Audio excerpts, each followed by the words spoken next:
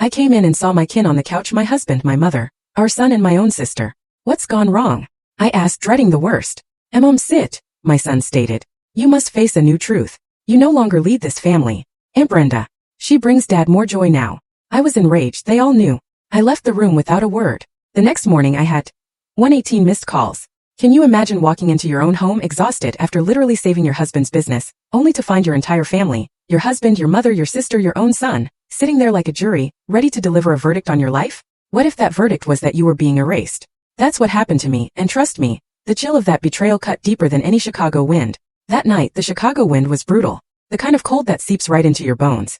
I just landed at O'Hare, utterly spent after 3 grueling days in New York. I'd been there fixing a massive screw-up, a deal my husband, Mark, had nearly torpedoed with his arrogance. My eyes burned from lack of sleep, my shoulders ached under the weight of my laptop bag.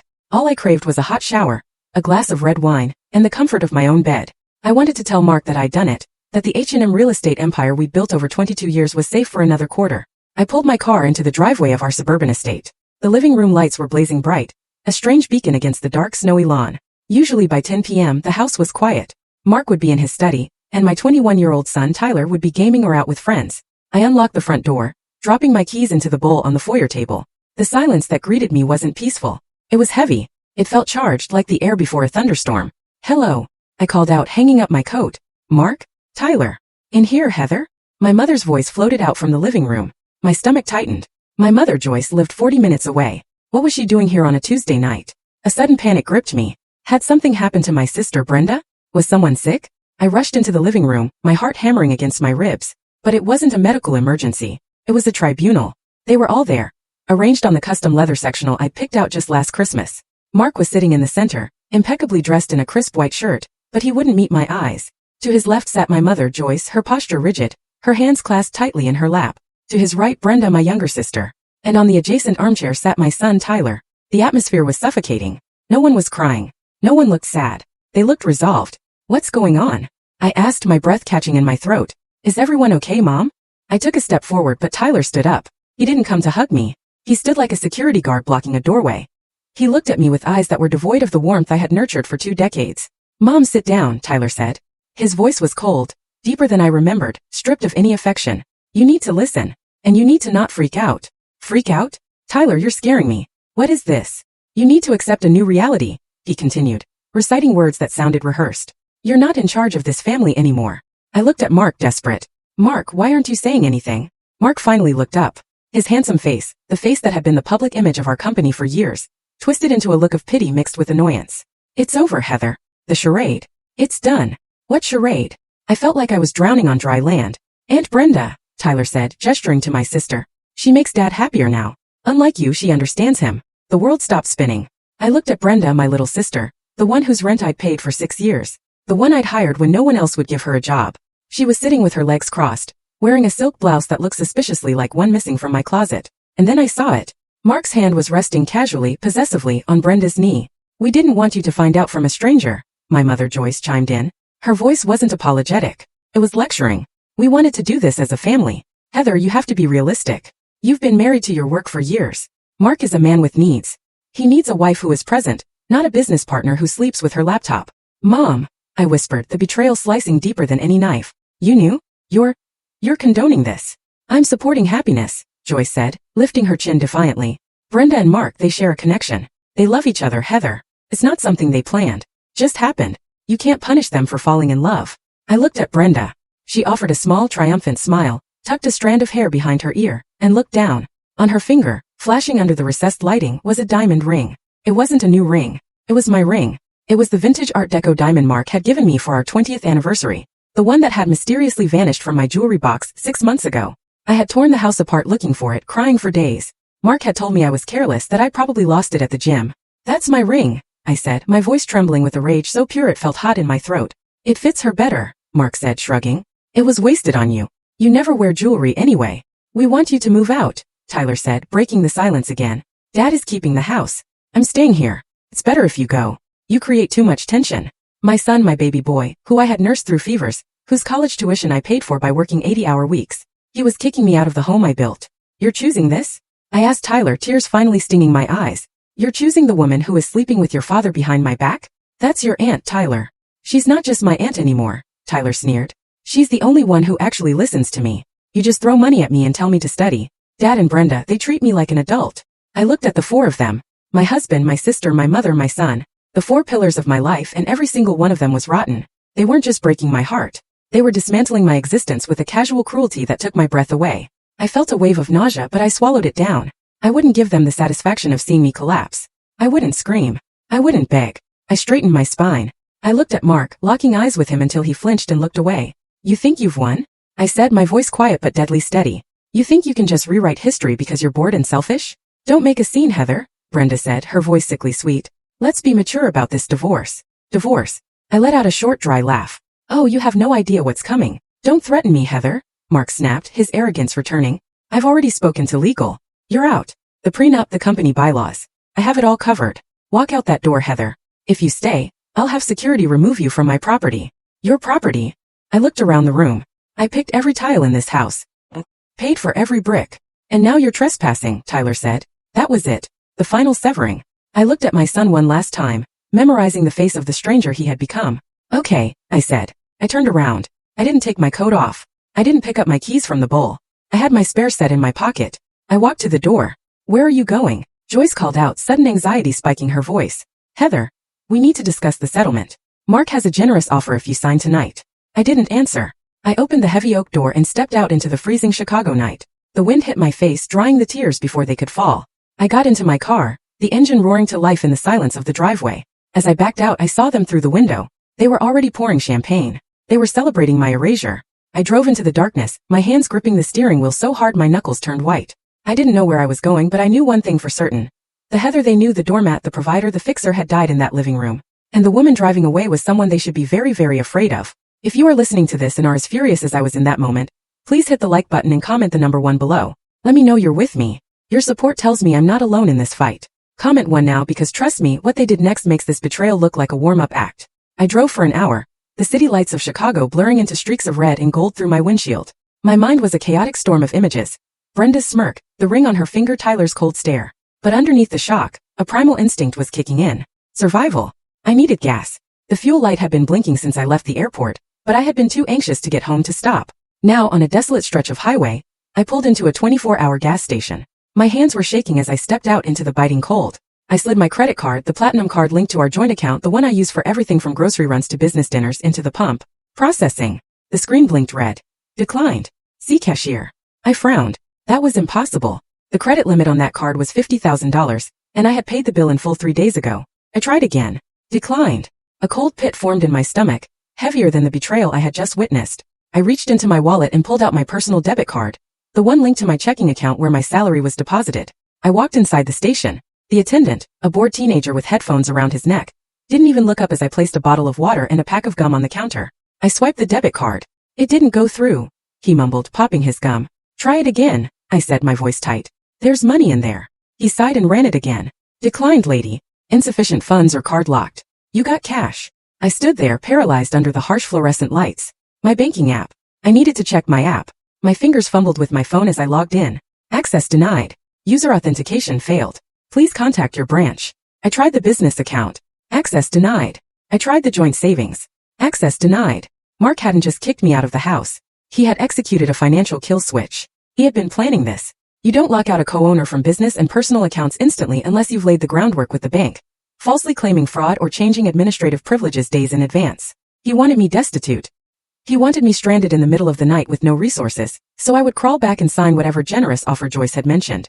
I dug through my purse, past the useless plastic to the small zipper pocket at the bottom. I found 3 crumpled $20 bills and a handful of quarters. $60. That was my net worth right now. I paid for 5 gallons of gas and the water with cash. I got back in my car, shivering, not just from the cold, but from the terrifying realization of my vulnerability. I couldn't go to a hotel. I didn't have a credit card for the deposit. I couldn't go to my mother's house. I couldn't go to Brenda's. I drove until I found a motel with a flickering neon sign that read vacancy. It was one of those places where truckers slept for a few hours. The kind of place where the sheets smelled like stale smoke and regret. Cash up front, the night manager said through bulletproof glass. $50 for the night. I handed over $50 of my remaining $60. He slid a key across the tray. Room 12. The room was freezing. The heater rattled and coughed out air that smelled like burnt dust. I sat on the edge of the sagging mattress, still in my expensive business suit, My coat wrapped around me. I looked at my phone. The screen was lit up with notifications. Not apologies, not please come back. 118 missed calls. They were mostly from a number I recognized. Mark's personal attorney, a shark named Robert Vance. And then the emails started pinging. Subject: dissolution of marriage settlement agreement. Subject: urgent NDA required. Subject: notice of termination. H&M Real Estate. I opened the termination notice first. It was a PDF attached to an email from the HR director. A woman I had hired, a woman I had mentored. Dear Miss Heather Bryant, effective immediately. Your position as Chief Operating Officer is terminated for cause. Allegations of corporate espionage and gross negligence. I laughed. A harsh, ragged sound in the empty room. Espionage. Negligence. I was the one who stayed up until 3 a.m. auditing the books. I was the one who knew every zoning law in Chicago. Mark couldn't even convert a PDF without asking me for help. And then a text message came through. It was from Tyler. My thumb hovered over the screen, a tiny foolish part of me hoping he had snuck away. That he was sorry. Tyler, Mom, don't make this hard. Dad says he'll cut off my tuition and trust fund if you fight the divorce. He promised me the VP spot next year if I stick with him. You always told me to be ambitious. I'm just doing what you taught me. Please understand. I dropped the phone onto the bed like it was burning hot. That was the final erasure. Mark hadn't just taken my money and my job. He had bought my son's soul. He had used the wealth I helped build to bribe my own child against me. I curled up on top of the dirty bedspread, knees to my chest. The tears finally came hot and fast. I cried for the boy I used to read bedtime stories to. I cried for the sister I had protected on the playground. I cried for the husband I had believed in when he was nothing but a smile and a cheap suit. But as the night wore on, and the tears dried into crusty salt on my cheeks, something else began to settle in my chest. It was cold and heavy like a stone. They thought they had erased me. They thought that by taking the credit cards and the passwords they had taken my power. They forgot one thing. They forgot who built the castle they were sitting in. They forgot who designed the security systems, who wrote the contracts, and who knew where the bodies were buried. Mark thought H&M Real Estate ran on his charm. He was about to learn that it ran on my brain. And while he might have stolen the keys to the front door, he had forgotten that the architect always leaves a back door. I stared at the water stain on the ceiling, waiting for the sun to rise. I wasn't Heather the wife anymore. I wasn't Heather the mother. I was Heather the architect. And I was about to bring the whole house down. Sleep was impossible in that motel room. The traffic noise from the interstate was a constant drone. But it was the noise in my head that kept me awake.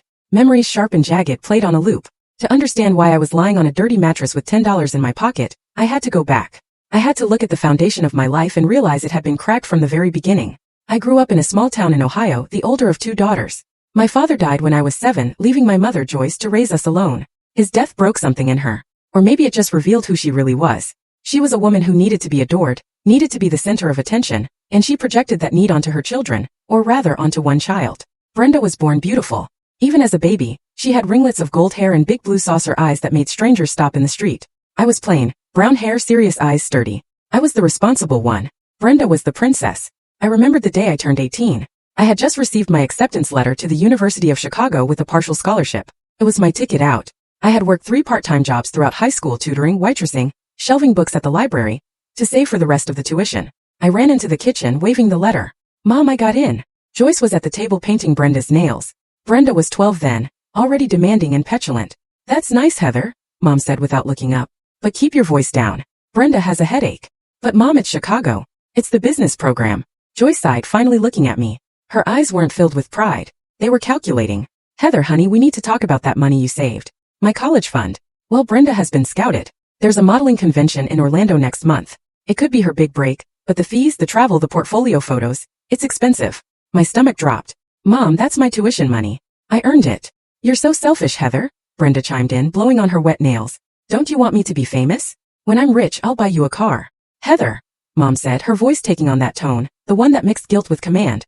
You are the strong one. You are smart. You can always find a way. You can work another year, take night classes. But Brenda, she's delicate. This is her dream. You wouldn't want to crush your sister's dream, would you? Families sacrifice for each other. I gave them the money. Of course I did. I had been conditioned for 18 years to believe that my value lay only in what I could provide for them. I was the scapegoat, the mule, the fixer. Brenda was the golden child, the star, the one who deserved to shine. Brenda went to Orlando. She didn't get signed. She spent the money on clothes and theme parks. I spent the next year working double shifts at a diner to earn the money back. I started college a year late, exhausted but determined.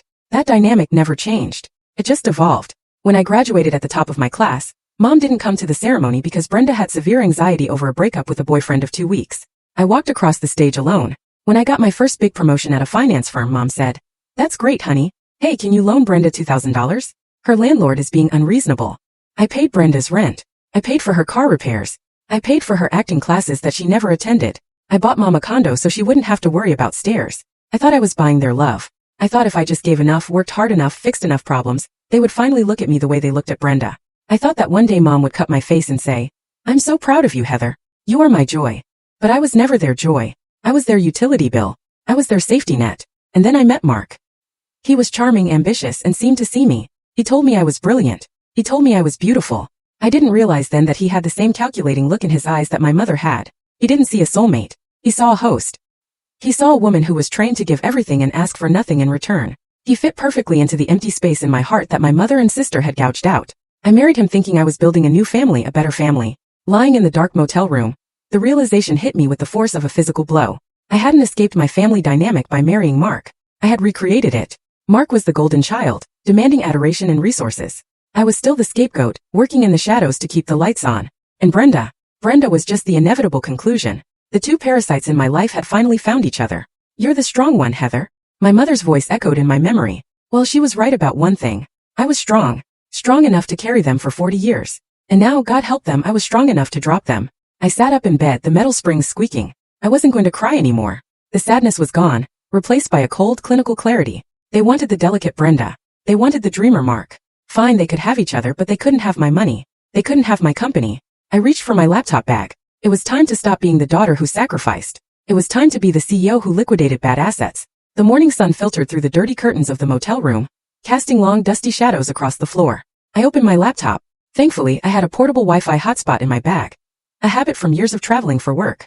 Mark couldn't cut off a device he didn't know existed. I didn't log into the bank accounts yet. I knew those doors were bolted shut. Instead, I opened a file named HM_archive_01. To understand how I was going to destroy Mark, you have to understand how I built him. I met Mark 22 years ago at a real estate networking mixer in downtown Chicago. He was 29, wearing a suit that didn't quite fit, holding a glass of cheap wine, and holding court with a group of investors. He was electric. He had a smile that could sell ice to an Eskimo. A laugh that made you feel like you were the funniest person in the room. I was 25, a junior analyst at a top firm, standing in the corner clutching my binder of market research. I watched him work the room. He was charismatic, yes, but I could hear what he was saying. He was spouting buzzwords, making promises about returns that were mathematically impossible. He cornered me by the buffet. "You look like you're analyzing the structural integrity of the shrimp cocktail," he joked. I didn't smile. "I'm analyzing your pitch to those investors. You're promising a 15% cap rate on a property in a declining district. You're going to lose their money." He blinked surprised. Then he laughed. "Okay, you caught me. I'm an idea man, not a numbers guy. I need someone who understands the boring stuff. The boring stuff is what keeps you out of prison," I said dryly. He fell in love with me, or at least with what I could do for him right then and there. Within 6 months we were married. Within a year we started H&M Real Estate. The division of labor was established immediately. Mark was the face. He was the CEO. He took the client meetings, played golf with the developers, and gave the interviews to the business journals. He loved the spotlight. He loved the title. I was the architect. I was the CEO. But really I was everything else. I found the properties. I negotiated the loans. I managed the contractors. I fought with the city council over zoning permits. I did the taxes, the payroll, the legal compliance. Our first major project was a disaster waiting to happen. Mark had bought a dilapidated warehouse in the meatpacking district, convinced it would be the next hot loft conversion. He overpaid by $500,000. The contractor he hired ran off with the deposit. We were facing bankruptcy before we had even sold a single unit. I remembered sitting at our kitchen table, pregnant with Tyler, looking at the red ink on the ledger. Mark was pacing, panicking, sweating through his shirt. "We're done, Heather," he cried. "My reputation is ruined. They're going to sue me." "Sit down," I ordered. I took my grandmother's jewelry, the only inheritance I had ever received, kept safe from my mother and Brenda, and sold it. I liquidated my 401k. I renegotiated the terms with the bank, presenting a business plan so detailed, so bulletproof, that the loan officer said it was the best he'd ever seen. I fired Mark's buddy, who was acting as the project manager, and took over the site supervision myself, waddling through construction zones in a hard hat with a 6-month belly. We finished the project. We sold out in 3 weeks. Mark was hailed as a visionary in Crane's Chicago business. The headline read, "Mark Bryant, the new king of lofts." He brought the magazine home beaming. "Look at this, honey. We did it." He didn't mention me in the interview. Not once. When I pointed it out gently, he kissed my forehead. "Babe, you know how the media is. They like a singular narrative. Besides, you hate the spotlight. You're my secret weapon, the power behind the throne." I accepted it. I told myself it was for the family. I told myself that as long as the company succeeded, it didn't matter whose face was on the cover. I was a fool. For 20 years I built the stage, set the lights, and wrote the script. Mark just walked out and took the bow. And the company grew. We expanded into commercial real estate, luxury condos, mixed-use developments. We were worth millions. But the structure of the company, that was my masterpiece. Mark was lazy with details. He hated reading contracts. He hated passwords. Just fix it, Heather, was his catchphrase. So, I set up the digital infrastructure. I created the intricate web of LLCs to limit liability. I set up the automated banking transfers. And because Mark was paranoid about employees stealing from him, he insisted on a localized, highly encrypted internal server for our most sensitive financial data. He wanted a ghost key, a master administrative access that could bypass all other protocols. In case we ever got locked out or held hostage by IT, only you and I will know the ghost key, he had said. But Mark never bothered to memorize the complex 64-character string I generated. He wrote it on a sticky note, put it in his desk drawer for a week, and then threw it away, assuming I would always be there to type it in for him. He was right. I was always there until yesterday. Now, sitting in the motel, I looked at the login screen for the H&M private server. The VPN tunnel was secure. Mark thought that by calling the bank and removing me as a signatory, he had cut me off. He thought that by firing me through HR, he had revoked my access. He relied on standard protocols. He relied on the front door. He forgot about the ghost key. My fingers hovered over the keyboard. I typed in the string of characters. It was a line from a poem I loved, mixed with the GPS coordinates of the first building we ever bought, and the date Tyler lost his first tooth. Mark didn't know any of those things. Authentication processing. Access granted. Administrator level. The screen flooded with data. The entire nervous system of H&M real estate lay open before me. Emails, bank transfers, wire logs, tax documents, private chat histories. I wasn't just looking at a company. I was looking at the crime scene of my marriage. I started downloading. I didn't just want a few files. I wanted everything. Every email Mark had sent in the last 5 years. Every expense report. Every wire transferred to the Cayman Islands or Switzerland. And that's when I saw it. A folder named Project B. It wasn't a building project. B stood for Brenda. I opened the folder, and the blood drained from my face. This wasn't just an affair. This was embezzlement on a massive scale. Dates, amounts, receipts. January 12th, $50,000 wire to B, Miller Consulting. Brenda's maiden name. February 14th, $12,000 Cartier. March 1st, $4,500 monthly rent, luxury suite, the Drake Hotel. He had been keeping Brenda like a concubine on the company dime for 3 years. But it went deeper. I saw transfers to a shell company I didn't recognize. Orion Holdings. The signatory on Orion Holdings wasn't Mark. It was Brenda. And the assets being transferred into Orion weren't just cash. They were deeds. Mark was slowly transferring the titles of our most valuable unencumbered properties into a company owned by my sister.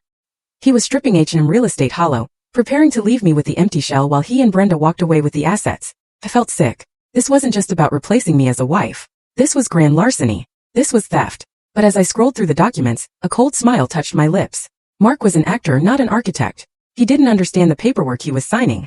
In his arrogance and in Brenda's greed, they had made mistakes. Sloppy amateur mistakes. They had forged my signature on the deed transfers. I could see it on the PDFs, a clumsy digital copy-paste of my signature from a different document. And on the operating agreement for Orion Holdings, Brenda had listed her permanent address. It was my address, the house I paid for. I had them dead to rights. But I couldn't strike yet. If I went to the police now, Mark would claim it was a clerical error, pay a fine, and bury me in litigation for years. He had the expensive lawyers. I had $10. No, I needed to let them hang themselves. I needed them to feel safe. I needed them to think I was defeated, broke, and hiding in a hole. I closed the laptop. I had the blueprints of their destruction. Now I just needed to build the trap. The digital evidence of Project B burned in my mind, forcing me to recall exactly how Brenda had infiltrated my sanctuary. It started 5 years ago, a time when H&M real estate was booming and my guard was down. Brenda had just gone through her 3rd divorce. Her ex-husband, a decent mechanic named Dave, had left her because she refused to work and spent his paycheck on designer purses she couldn't afford. She showed up at my doorstep with 2 suitcases and a sob story that would have won an Oscar. He was abusive, Heather, she cried, throwing herself into my arms. I later learned abusive meant he cut up her credit card. I have nowhere to go. Mom said you'd help. Joyce called me 10 minutes later. Heather, you have that big house with all those empty guest rooms. Let your sister stay for a few weeks. She just needs to get back on her feet. Family helps family. I agreed. I always agreed. A few weeks turned into 6 months. Brenda lay by my pool all day drinking my wine and criticizing my gardening staff. Mark at the time seemed annoyed by her presence. She's lazy, Heather, he'd complain. She treats our house like a hotel. I defended her. She's grieving, Mark. Give her time. Then came the request. I need a job, Brenda announced one night at dinner. I'm bored. I want to work for you guys. I almost choked on my water. Brenda, we run a commercial real estate firm. It's high pressure. What skills do you have for this? I'm good with people, she insisted. I can be. I don't know. Client relations. I can plan the parties. I can talk to the investors. You guys are so stiff. You need someone fun. No, I said. It was one of the few times I set a boundary. But Joyce intervened. She drove 40 minutes to have coffee with me. Heather, this is Brenda's chance to be responsible. If you don't give her a job, she'll spiral. Do you want her living on your couch forever? Give her a salary. Let her move out. Mark thinks it's a good idea. I blinked. Mark does. I spoke to him, Joyce said smoothly. He thinks Brenda could help soften the company image. You know, you can be a bit intense, honey. I confronted Mark. You want to hire Brenda? Mark shrugged, adjusting his tie. Your mom made a good point. We need someone to handle the social stuff, the galas, the charity events. You hate that stuff. Let her do it. Pay her an assistant salary. Get her out of the house. It's a win-win. I relented. I created a title. Director of Special Events. First it seemed fine. Brenda moved into a condo, which I subsidized, and she planned the company Christmas party. It was lavish, over budget, but successful. Then the subtle shifts began. Brenda started coming into the office every day dressed not in business attire, but in figure-hugging dresses that were just on the edge of inappropriate. She spent hours in Mark's office discussing event logistics. I would walk by and hear them laughing. Whenever I entered the room, they would stop. What's so funny? I'd ask, feeling a prickle of unease. Just a joke about a client, Brenda would say, smiling that saccharine smile. You wouldn't get it, Heather. It's an inside joke. She started joining us for business lunches.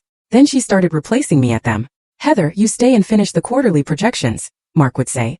Brenda and I will take the developers to the steakhouse. You know you hate small talk. And I did hate small talk. I loved the work, so I let them go.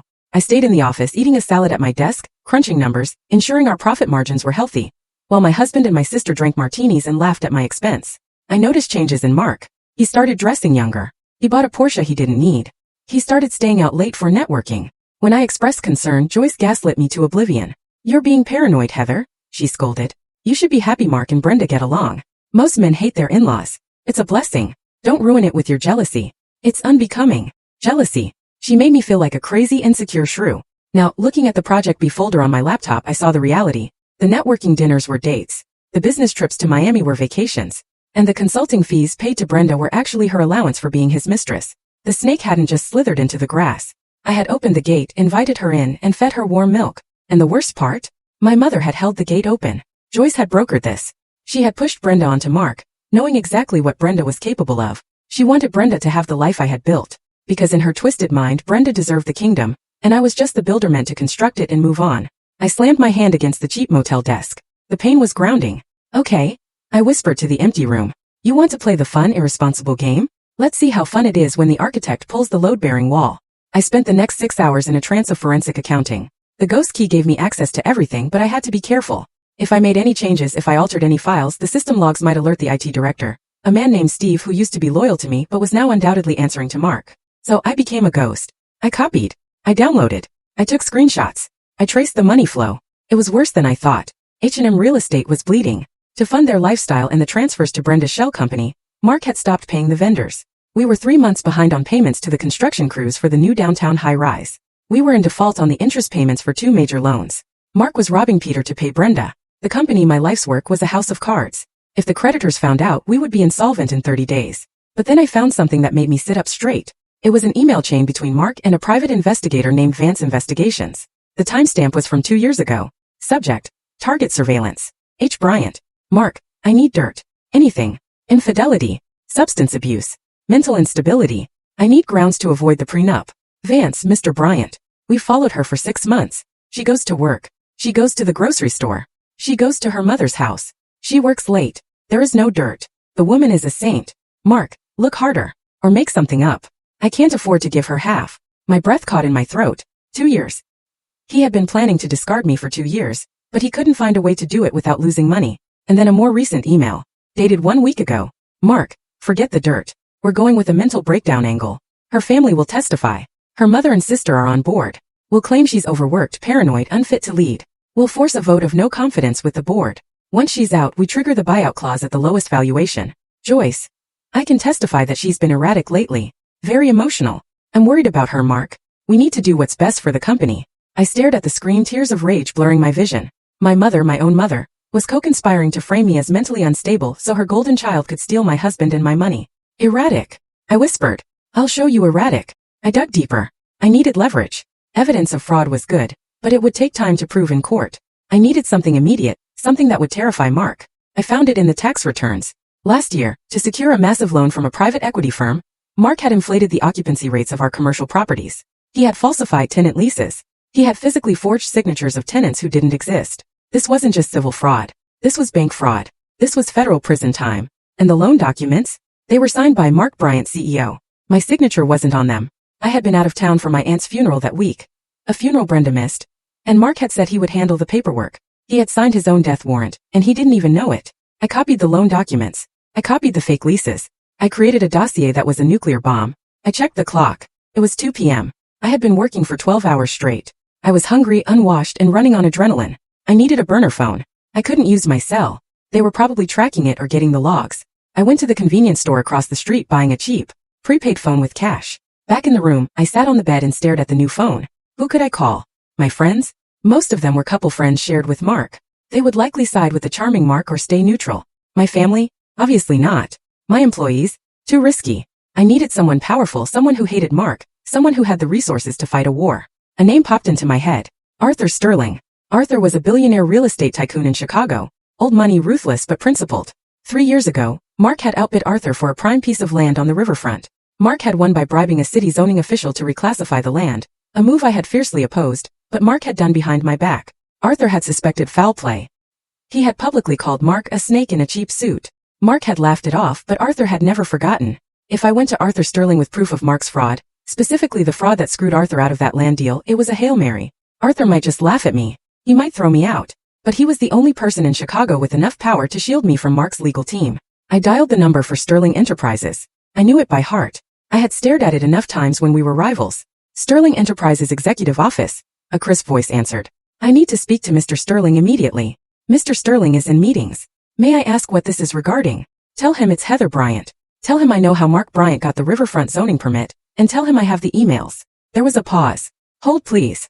30 seconds later a gruff, deep voice came on the line. Mrs. Bryant, to what do I owe the pleasure? Is your husband sending you to gloat? My husband just fired me, emptied my bank accounts, and moved his mistress into my house, I said, my voice steady. I'm not here to gloat, Mr. Sterling. I'm here to burn him to the ground. And I thought you might want to bring the marshmallows. Silence. Then a low chuckle. I'm listening. Before I went to meet Arthur Sterling, there was one more wound I had to cauterize. One file I had been avoiding in the H&M database, the Tyler Trust. Tyler was my soft spot, my Achilles heel. I had shielded him from Mark's narcissism his whole life. When Mark forgot Tyler's birthday, I bought the gift and signed Mark's name. When Mark missed Tyler's soccer games, I told Tyler that Dad was working hard for our future. I had raised him to believe his father was a hero, covering up the reality that his father was a neglectful egoist. I realize now that was my greatest mistake. I had protected Tyler from the truth, and in doing so I had allowed Mark to buy his loyalty with lies. I opened the trust fund documents. Mark had recently modified the terms. Originally, the trust was set to pay out at age 25, contingent on college graduation. The new terms dated 2 weeks ago. Immediate access to a $200,000 cash disbursement, transfer of title to a 2023 Porsche 911, and the correspondence attached. Tyler, Dad, Mom is going to flip if I drop out next semester. Mark, Mom isn't going to be in charge much longer, Ty. She treats you like a kid. I treat you like a man. You want the car? You want the cash? You just have to back me up when the time comes. You have to tell the lawyers that Mom has been acting crazy, that she's unstable. Tyler, she has been kind of stressed lately. Mark, exactly. She's losing it. We need to protect the company. If you stick with me, I'll make you VP of Acquisitions next year. No degree needed. You can learn on the job like I did. Tyler, VP? Seriously? Okay, I'm in. What do I need to do? I read the words and my heart didn't just break. It shattered into dust. VP of Acquisitions. Tyler was failing intro to economics. He spent his weekends playing video games and sleeping until noon. He wasn't qualified to run a lemonade stand, let alone a department in a multi-million-dollar firm. Mark was setting him up for failure, stroking his ego to use him as a pawn against me. And Tyler, my sweet boy, he had sold his mother for a Porsche and a title he didn't earn. I remembered the text he sent me last night. Dad says he'll cut off my tuition. He wasn't worried about tuition. He was worried about the easy money. I pulled up Tyler's credit card statement, the one I paid. Liquor store for $100. Nightclub, online gambling, $1,200. Bail bondsman, $500. He was spiraling. And instead of parenting him, Mark was funding the spiral to buy an ally. I picked up my burner phone. I hesitated. This was my son. But the boy who sat on that couch and told me to accept reality wasn't the boy I raised. He was a creation of his father. If I continued to cushion his fall, I would lose him forever to Mark's world of corruption and shallowness. The only way to save him, to truly save him, was to let him crash. I drafted a text. I didn't send it yet. I just wrote it, staring at the cursor. Tyler, I saw the emails. I saw the car. You chose the easy path, but the easy path is a trap. When your father is done using you, he will discard you just like he did me. I love you enough to let you learn this the hard way. Good luck, Mr. Vice President. I saved the draft. I wiped my eyes. I navigated to the payroll system. I removed Tyler from the intern payroll he had been on for 3 years, despite never coming into the office. I couldn't touch the trust. Mark controlled that now. But I could touch the health insurance. Tyler was on my policy. The policy I paid for personally. Remove dependent, Tyler Bryant. Reason, no longer a full-time student. It was petty. It was small. But it was the first time in 21 years I hadn't fixed something for him. My phone buzzed. It was the address for the meeting with Arthur Sterling. 1 hour. The Union League Club library room. Come alone. I closed the laptop. I went into the bathroom and splashed cold water on my face. I tried to fix my hair.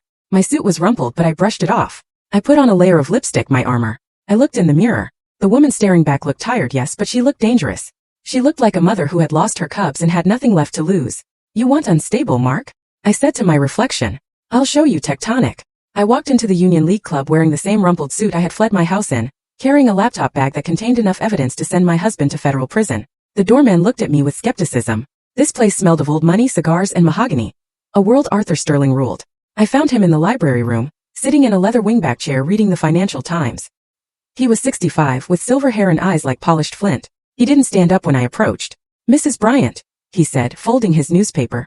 You look terrible. I feel terrible, I admitted, sinking into the chair opposite him. But my brain is working just fine. You mentioned the riverfront deal, Arthur said, cutting to the chase. You said you had proof. I opened my laptop. I didn't waste time with pleasantries.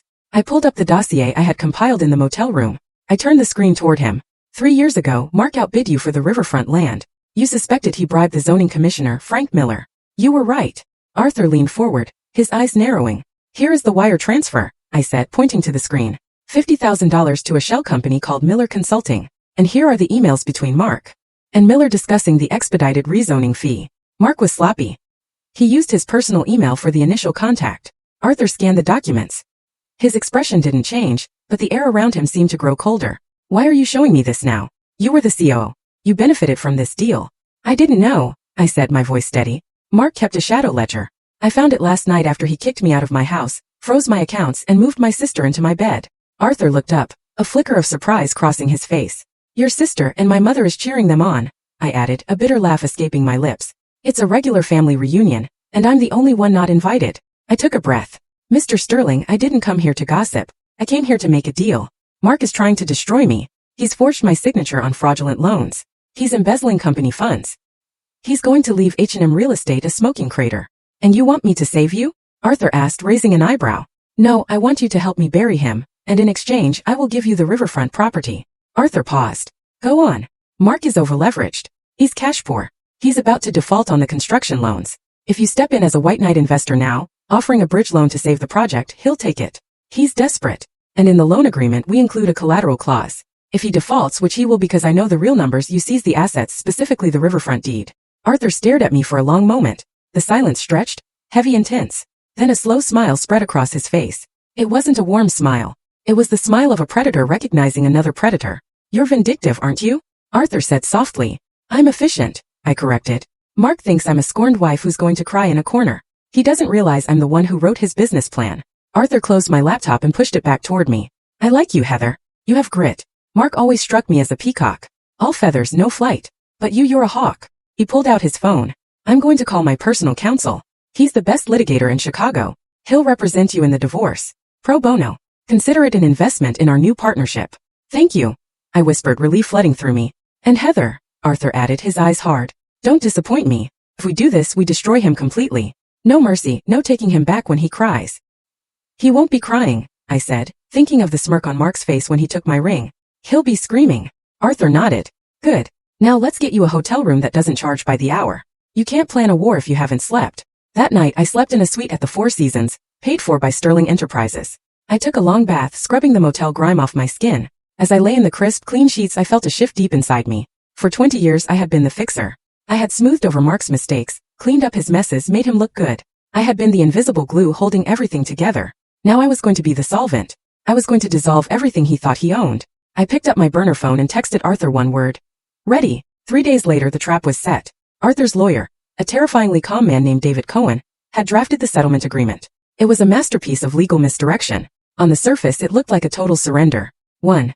Mark keeps the marital home. 2. Mark keeps full ownership of H&M real estate. 3.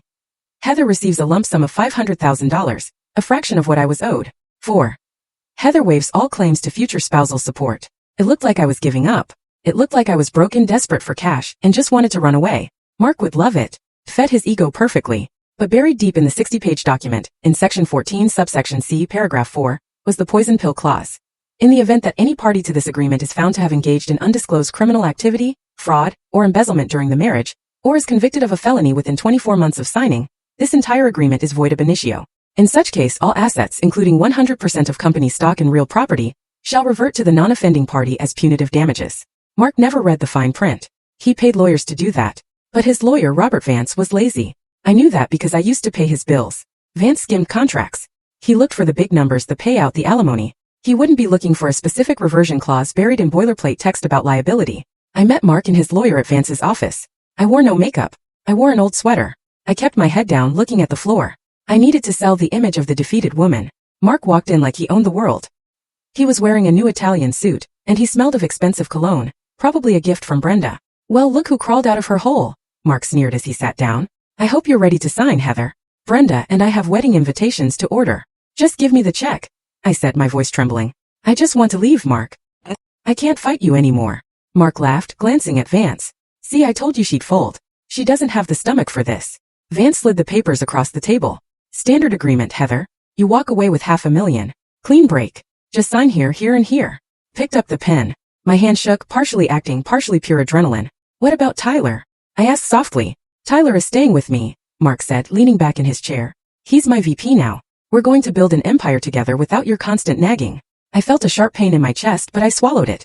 Okay, take care of him. Just sign the damn papers, Heather. I signed. I put my name on the line that would seemingly strip me of 20 years of hard work. Then Mark signed. He did it with a flourish, a big arrogant loop. Done, Vance said, closing the folder. The check will be wired to your account tomorrow. Mark stood up and buttoned his jacket. He looked down at me with a smirk that made my skin crawl. You know, Heather, you should thank me. You're always too uptight for this life. Go move to a farm or something. Find a nice librarian. Goodbye, Mark, I whispered. As I walked to the elevator, I heard Mark laughing with Vance. That was easier than I thought. She didn't even ask for the beach house. The elevator doors closed, cutting off his laughter. I leaned against the metal wall and let out a long breath. He had signed. The poison pill was active. Now all I had to do was prove the fraud, and I already had the evidence. I just needed the right stage to present it. And what better stage than the wedding? Mark and Brenda had announced their date. It was in 3 weeks. A rush wedding, they called it. They wanted to be legitimized before the spring gala season. 3 weeks. That was my timeline. I walked out of the building and into Arthur's waiting town car. Did he sign? Arthur asked from the back seat. He signed, I said, a genuine smile finally breaking through. He thinks he bought my silence for $500,000. He just signed over his entire life. Arthur handed me a glass of sparkling water. To the architect. To the demolition, I replied. The next 3 weeks were a study in masochism. I had to stay invisible while Mark and Brenda paraded their victory all over Chicago. I rented a small, nondescript apartment on the north side, using my maiden name. I spent my days with Arthur's forensic accountants, building the case file. We were turning the raw data I had stolen into a legal sledgehammer. Every night I tortured myself by checking social media. Brenda's Instagram was a vomit of luxury. Photo of a new Mercedes convertible. Hubby-to-be spoils me. Hashtag blessed, hashtag new beginnings. Photo of my dining room, redecorated with tacky gold wallpaper. Out with the old, in with the glam. Finally making this house a home. That hurt, seeing her erase my touch from the home I built. But the most painful post came from my mother. Joyce posted a photo of the 3 of them, Mark, Brenda, and herself, raising champagne flutes at a tasting menu dinner. Caption. Finally, a family that knows how to enjoy life. So proud of my beautiful daughter Brenda and my wonderful son-in-law Mark. True love always wins. True love. She had sold her eldest daughter for a seat at a fancy table. And Tyler was silent on social media. But I saw the credit card alerts on the secondary accounts I still monitored. The ones Mark hadn't found yet. Liquor World $400. Club Inferno $1,200. Bail Bondsman $500. My son was spiraling. Mark wasn't parenting him. He was enabling him. I wanted to rush in and save him, but Arthur stopped me. You can't save someone who doesn't want to be saved, Heather, Arthur told me gently. He chose his side. Let him see what that side really looks like when the lights go out. I knew he was right, but it felt like cutting off a limb. Meanwhile, the company was rotting from the inside. My spies, Sarah in accounting and Jim in project management, fed me daily updates. Mark hasn't been in the office past 2 p.m. in weeks. Sarah texted. He's letting Brenda plan the rebranding of the company. She wants to change the logo to pink and gold. Pink and gold, Heather? For a commercial real estate firm. The contractors are threatening to walk off the job at the Highland site, Jim reported. Mark told them the check is in the mail. It's not. He used the construction draw to pay for the wedding venue. Let it burn, I told them. Just document everything. Save every email where he tells you to delay payments. The wedding was going to be at the Palmer House Hilton, the Grand Ballroom. It was the most expensive venue in the city. Brenda had invited 300 guests, investors, politicians, local celebrities. They wanted to cement their status as the new power couple of Chicago. They wanted an audience. Good, I thought, looking at the invitation Sarah had smuggled out for me. They want a show? I'll give them a show. 2 days before the wedding, I received a final piece of leverage. It came from an unexpected source. My phone rang. Unknown number. Hello, Heather. It's Dave. Dave, Brenda's ex-husband. The mechanic she had bled dry. Dave, I said surprised. How are you? I'm okay. Look, I heard about what happened. What they did to you. It's sick. It is, I agreed. I have something, Dave said, his voice lowering. When Brenda left me, she left a box of papers in the garage. I was going to burn them, but I went through them last night. Heather, she has credit cards in your name from 3 years ago. My blood ran cold. What? She opened them when she was staying with you. She intercepted the mail. She maxed them out and then hid the statements. But I found the letters from the collection agencies. And I found a letter from Mark. From Mark? Yeah, he paid off one of the cards. The letter says, I covered this one, B. But you have to be more careful. If Heather sees this on the credit report, we're both dead. Keep sticking to the plan. 2 more years and we take it all. 2 more years. The timeline matched perfectly. Mark had been conspiring with my sister to steal my identity and my money while I was feeding her and giving her a job. Dave, I said, my voice shaking. Can you bring me that box? I'm on my way, he said. When Dave handed me that box, I felt the final lock click into place. This wasn't just fraud. This was a conspiracy. Predatory, calculated, and evil. I looked at the letter in Mark's handwriting. 2 more years and we take it all. I put the letter in my safe. Thank you, Dave, I said. Give him hell, Heather, he said, a grim smile on his face. Oh, I plan to, I replied. I plan to give them the whole inferno. The day before the wedding, I did something dangerous. I went to see Tyler. I knew I shouldn't. Arthur advised against it, but I was a mother first and a vengeful ex-wife second. I needed to give him one last chance to step off the sinking ship. I waited outside his new penthouse apartment, the one Mark had bought with company funds. At 11 a.m. Tyler stumbled out looking hungover. He was wearing designer sunglasses and a hoodie that cost more than my first car. Tyler, called out. He jumped, spinning around. When he saw me, his face hardened. Mom, what are you doing here? You're stalking me now. I'm not stalking you. I'm trying to save you. I don't need saving, he spat, walking toward his Porsche. I'm doing great. Dad just put me in charge of the Southside portfolio. Tyler, listen to me, I said, stepping in his path. Your father is lying to you. The company is bankrupt. He's stealing money to pay for this lifestyle. He's using you as a shield. When the feds come, and they are coming, your name is on the documents. Tyler laughed. It was a hollow, brittle sound. You're just jealous. You're jealous because Dad is winning and you're nobody. You're living in some dump, right? Dad told me. I'm living in reality, I said, my voice urgent. Tyler, please don't go to the wedding tomorrow. Just call in sick. Go stay with your friends. Just don't be there standing next to him when it happens. When what happens? He challenged. You going to crash it? You going to make a scene? God, you're pathetic, Mom. Dad said you'd try to ruin it. He calls me pathetic. I felt the anger rising, but I pushed it down. Tyler, look at me. I raised you. I know you. You're not this person. You're kind. You're smart. You're not a thief. I'm not a thief, he shouted, his face turning red. I'm a businessman like Dad. Dad is a fraud. I shouted back. And Brenda is a parasite. And if you stay with them, you're going down with them. Tyler glared at me. Then he pulled out his phone. I'm calling security. Get away from me. He got in his car and revved the engine aggressively. As he peeled out of the parking lot, he rolled down the window and yelled, Don't come tomorrow, Mom. Nobody wants you there. You're the past. I watched him drive away, my heart breaking all over again. But this time the brake was cleaner. I had tried. I had extended the hand. He had slapped it away. Now he was on his own. I drove back to my apartment. Arthur was waiting for me with the final preparations. How did it go? He asked, though he clearly knew the answer from my face. He's gone, I said flatly. He's fully brainwashed. Then he learns the hard way, Arthur said. Are you ready for tomorrow? Yes, we have the projector access codes. Yes, the police are briefed. Detective Miller is meeting us in the lobby at 8 p.m. Arthur handed me a garment bag. Then you'll need this. I unzipped the bag. Inside was a dress. It wasn't a frantic, desperate ex-wife dress. It was a sleek black tailored tuxedo suit. Yves Saint Laurent. Powerful, elegant, severe. Wear your armor, Heather, Arthur said. Tomorrow you're not the victim. You're the executioner. I touched the fabric. It felt cool and smooth. Thank you, Arthur. Get some rest, he said. Tomorrow is going to be a long night. I didn't rest. I sat by the window watching the city lights. I thought about Mark and Brenda, probably rehearsing their vows right now. Probably laughing about how they had gotten away with it. 2 more years and we take it all. They wouldn't get 2 years. They wouldn't even get 2 days. Tomorrow Mr. and Mrs. Bryant were going to have a very different kind of reception. The morning of the wedding dawned gray and overcast. A perfect Chicago day for a funeral. I spent the morning reviewing the presentation. We had timed it perfectly. It would start right after the love story video montage that Brenda had spent $20,000 producing. At 6 p.m., the guests began to arrive at the Palmer house. I watched the live stream from a camera Arthur had planted in the ballroom. He owned a stake in the hotel. Getting access was trivial. It was nauseating. The room was dripping in crystals and pink roses, thousands of them. There was an ice sculpture of Mark and Brenda intertwined. I saw my mother Joyce greeting guests. She was wearing a champagne-colored gown that was far too young for her, beaming like she had won the lottery. Yes, isn't it wonderful? I heard her say to a confused cousin, they are soulmates. Heather. Oh, poor Heather just couldn't handle Mark's success. She's taking some time away. I saw Mark. He looked nervous but triumphant. He was shaking hands, clapping backs, playing the role of the benevolent king. And Brenda, she walked in wearing a custom Vera Wang gown, dripping in diamonds. Diamonds that my company paid for. She looked beautiful, I had to admit. Beautiful and rotten. The ceremony began. I listened to them exchange vows. I promise to be your partner in all things, Mark said, looking deep into Brenda's eyes. I promise to support your dreams and spend my life making you happy, Brenda cooed. I sat in the hotel suite upstairs sipping a black coffee. Lies, I whispered. Every word is a lie. Are we good to go? Arthur asked, checking his watch. The signal is live, the tech guy confirmed. As soon as you give the word, we hijack the feed. Not yet, I said. Wait for the toasts. Wait until everyone is seated and watching the screens. The reception began. The champagne flowed. Mark stood up to give a speech.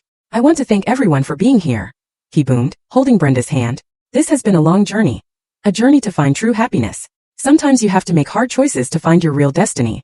The crowd applauded politely, though I saw some uncomfortable glances. Everyone knew the scandal. They just didn't care as long as the open bar was premium.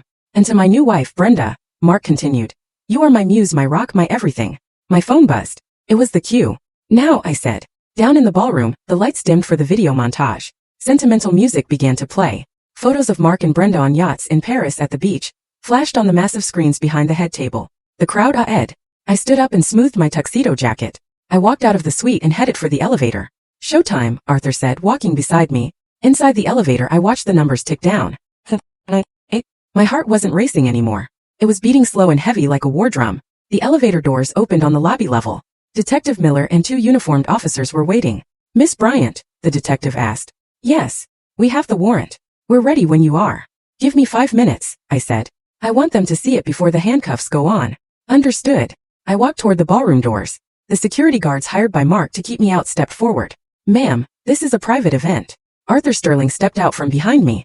And I own the building. Step aside or you'll be looking for work tomorrow. The guards hesitated, recognized Arthur, and immediately stepped back.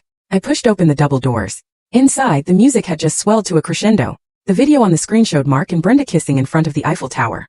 And then the screen flickered. The music cut out with a screech of feedback. The room went silent. On the massive screens, the romantic image vanished. In its place, a stark white spreadsheet appeared. Red numbers. And then a document, a credit card statement. Name Brenda Miller. Address 124 Oak Lane. My house. Purchase. Cartier diamond ring. $25,000. Paid by H&M corporate account. A murmur rippled through the crowd. What is that? Brenda shrieked, standing up. Mark, fix it. Cut the feed. Turn it off. Mark yelled at the AV booth. Turn it off. But the tech guy in the booth was ours. He didn't turn it off. He turned up the volume. And then my voice, pre-recorded, boomed over the speakers. Hello, Mark. Hello, Brenda. You wanted a family gathering. You wanted everyone to witness your union. Well, let's show them what this union is really built on. All heads turned not to the screen but to the back of the room. I walked in. The silence in the grand ballroom was absolute. 300 people turned in their chairs to look at me. I walked down the center aisle, my heels clicking rhythmically on the marble floor. The black tuxedo suit made me look like a shadow against the sea of pink flowers. Mark stood frozen at the head table, his face draining of color. Brenda clutched her napkin to her chest, her mouth agape. My mother, Joyce, looked like she was having a stroke. Heather, Mark whispered, the microphone picking up his trembling voice. What are you doing? I didn't stop until I reached the center of the dance floor, directly in front of the head table. I looked up at them, the people who had been my world, now just small frightened figures on a stage. I'm here to give a toast, I said, my voice projecting clearly without a microphone. I held up a remote control. Clicked it. The screen behind them changed again. This time it was the email chain between Mark and the private investigator. Mark, look harder or make something up. I can't afford to give her half. The crowd gasped. I saw investors, men Mark respected, men he needed, leaning in, whispering furiously. Turn it off, Mark screamed, lunging toward the DJ booth. Security, get her out of here. Sit down, Mark. Arthur Sterling's voice boomed from the doorway. Unless you want to add assault to your list of felonies. Mark froze. He saw Arthur. He saw the police officers waiting in the shadows of the exit. This is fake. Brenda yelled, tears streaming down her perfectly made-up face. She's jealous. She hacked the system. She's crazy. Crazy. I clicked the remote again. A new document appeared. The forged loan application for the Riverfront project. The one with my signature clumsily pasted over the line. Is forgery crazy, Brenda? I asked calmly. Is bank fraud crazy? Because that's federal prison time. And guess whose name is on the shell companies receiving the stolen funds? I clicked again. Orion Holdings. Owner Brenda Miller. You. I pointed at my sister. You aren't just a mistress. You're a mule. Mark used you to launder $3 million. Did he tell you that? Did he tell you that when the IRS comes looking, they're coming for your signature? Brenda looked at Mark, her eyes wide with horror. Mark, you said. It was tax optimization. You said it was legal. Shut up, Brenda. Mark hissed. Oh, don't stop him, I said, smiling coldly. Let him explain. Let him explain to our mother how he refers to her. Click. The email appeared. Subject, the old bat. Mark. Just write Joyce another check from the slush fund. The old bat is greedy. As long as we pay for her condo, she'll keep Heather in the dark. She'd sell her own daughter for a renovation budget. Joyce let out a sound that was half wail, half choke. She stood up, her hands shaking so hard she knocked over her champagne glass. Mark, she croaked. You called me that? After everything I did for you? I sided with you. I betrayed my own child for you. And look what it got you, Mom, I said, looking at her with pity. A seat at a wedding that's about to become a crime scene. Mark looked around the room, his eyes wild. He saw his empire crumbling in real time. He saw the investors walking out. He saw the waiters stopping to watch. He saw the end. You signed the settlement, he shouted at me, desperate. You signed it. You waived everything. You can't touch the company.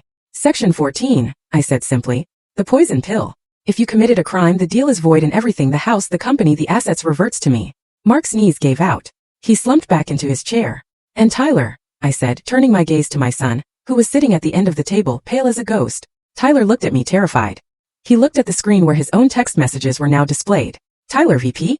Okay, I'm in. You wanted to be a businessman, Tyler? I said softly. Well, here's your first lesson. Check the partners. I clicked the remote one last time. A video played. It was surveillance footage from the company parking lot. It showed Mark arguing with Brenda 2 days ago. Mark on video, once we get the money from Sterling, we dump the kid. Tyler is a liability. We leave him with the tax debt and move to Monaco. He's too stupid to notice. The ballroom went dead silent. Tyler stood up slowly. He looked at his father. The hero worship in his eyes was gone, replaced by a shattering realization. Dad, Tyler whispered. You were going to leave me. Mark stammered. Ty, no, I was just stressed.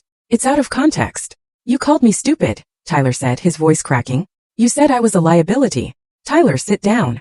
Mark ordered, trying to regain control. Don't listen to her. Tyler didn't sit down. He picked up his glass of champagne and threw it in Mark's face. I hate you. Tyler screamed. I hate you. Chaos erupted. Joyce was sobbing. Brenda was hyperventilating. Mark was wiping champagne off his face, looking like a drowned rat. I lowered the remote. The presentation was over. I nodded to Detective Miller. The police marched into the room. The guests parted like the Red Sea.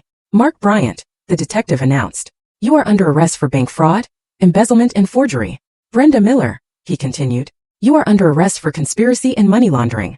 No, Brenda shrieked as the officer grabbed her wrists. I didn't know. I'm just the girlfriend. He made me do it. Tell it to the judge, the officer said, snapping the handcuffs on. Mark didn't scream. He just stared at me. As they cuffed him, he looked me in the eye. You ruined everything, he spat.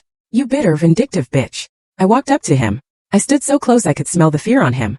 I didn't ruin anything, Mark, I said, calm as a frozen lake. I just turned on the lights. And you? You're just a cockroach who got caught. They dragged him away. The wedding guests were stunned into silence. The only sound was Joyce's weeping. I looked at the head table one last time. The cake was uncut. The flowers were perfect. The illusion was destroyed. I turned to Arthur Sterling. I think I'm done here. Brilliant, Arthur said, offering me his arm. Absolutely brilliant. As we walked out, I didn't look back at my crying mother or my devastated son. Not yet. They had made their bed. Tonight they had to sleep in it. The days following the wedding were a media circus. The Chicago Tribune ran the story on the front page. Wedding bell blues. Real estate tycoon arrested at altar. I didn't give interviews. I let the evidence speak for itself. I moved back into my house 3 days later. The police had cleared it as a crime scene. It was strange walking back into the rooms I had designed. Brenda's things were everywhere. Tacky clothes, cheap magazines, half-empty wine bottles. I hired a cleaning crew. Throw it all out, I told them. Everything that isn't mine. Burn the sheets. Replace the mattresses. I wanted to scrub their DNA from my life. Mark was denied bail. The judge deemed him a flight risk because of the Monaco plan caught on tape. He was sitting in Cook County Jail, trading his Italian suits for an orange jumpsuit. Brenda made bail, paid for by my mother, who had liquidated her retirement savings to get her baby out. But Brenda wasn't free. She was facing 5 to 10 years. Her face was plastered all over the internet as the gold digger groomed for prison. I went into the H&M offices, now solely mine. The employees greeted me with a mix of fear and relief. We're renaming the company, I announced at the first all-hands meeting. H&M is dead. Welcome to Phoenix Holdings. They applauded. They knew who signed the paychecks. A week later, my mother came to see me. She looked 10 years older. Her hair was unkempt, her eyes red. She stood on my porch shivering. Heather, she said, her voice trembling. Joyce, I said, blocking the door. I didn't call her mom. Can I come in? It's freezing. You can say what you need to say from there. She flinched.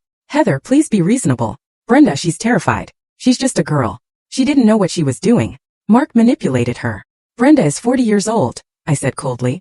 She knew she was sleeping with my husband. She knew she was spending my money. She signed the papers. She's your sister.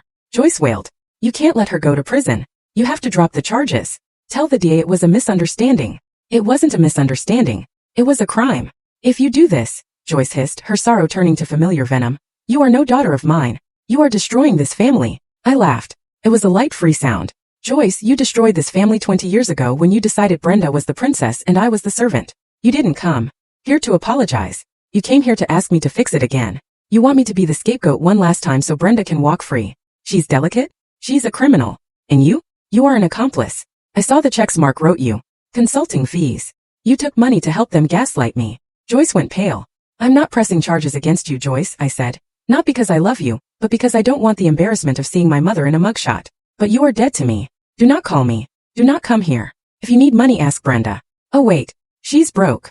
I slammed the door in her face. I watched on the security camera as she stood there, banging on the door, screaming my name. Then she slumped, shoulders shaking, and walked away. It hurt. Of course it hurt. But it was the pain of pulling out a splinter. Sharp, then relief. Then there was Tyler. He hadn't called. He hadn't come by. I knew he was crashing on a friend's couch because the authorities had seized the penthouse and the Porsche. I waited. I knew he had to come to me on his own terms. 2 weeks later, he showed up at my office. He looked terrible. He had lost weight. He was wearing old jeans and a t-shirt. No sunglasses, no attitude. Mom, he asked from the doorway. I looked up from my desk. Hello, Tyler. He walked in and sat in the chair opposite me. He looked at his hands. I'm sorry, he whispered. I know, I said. I was stupid. He made me feel important. He told me I was better than school. He told me you were holding me back. And you believed him because it was easier than working, I said gently but firmly. Yeah, he admitted, tears dripping onto his jeans. I saw the video. He called me a liability. He was going to leave me. I have nothing, Mom. They took the car. I have no money. I need help. I looked at my son. I wanted to hug him. I wanted to write him a check and fix everything. But I was the architect now. And you don't build a strong structure on a cracked foundation. I love you, Tyler, I said. But I'm not going to give you money. He looked up, panicked. But where will I live? I don't know. That's for you to figure out. Mom, please. Here is the deal, I said, sliding a piece of paper across the desk. This is an application for a student loan. And this is a job application for the mailroom at Phoenix Holdings. Minimum wage. You start at the bottom. You finish your degree at night. The mailroom, he asked, shocked. Take it or leave it. If you want to be a man, Tyler, you earn it. He stared at the papers. He stared at me. He saw the resolve in my eyes. Slowly, he reached out and took the pen. Okay, he said, his voice shaking. I'll take the job. Good, I said. Report to Sarah in HR. She'll get you a badge. Don't be late. He stood up. He looked at me. Really looked at me for the first time in years. You're really scary, Mom, he said, a hint of admiration in his voice. I know, I smiled. Now get to work. The trial was short. The evidence was overwhelming. Mark Bryant pleaded guilty to avoid a 20-year sentence. He got 8 years in federal prison plus restitution. He looked gray and defeated in the courtroom. He didn't look at me once. Brenda took a plea deal. 3 years in prison for fraud. She sobbed when the gavel came down. She looked at Joyce in the gallery screaming, Mom, do something. But Joyce could do nothing. Joyce was living in a studio apartment, living off Social Security, having lost her allowance and her pride. I sat in the back row wearing my black suit. I watched justice be served. I didn't feel joy. I felt peace. The balance sheet was finally corrected. Epilogue. 1 year later, I stood in my office on the 40th floor overlooking the Chicago River. The Phoenix Holdings sign on the wall behind me was sleek silver and blue. No pink anywhere. The company was thriving. We had just closed the riverfront deal with Arthur Sterling.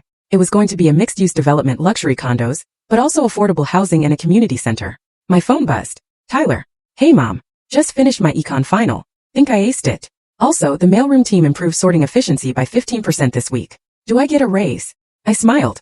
Don't push it, but dinner is on me tonight. 7 p.m. Tyler, see you there. He was working hard. He was tired, broke, and humble. And I had never been prouder of him. He was becoming the man I knew he could be, not the caricature his father tried to mold. There was a knock on my door. Come in.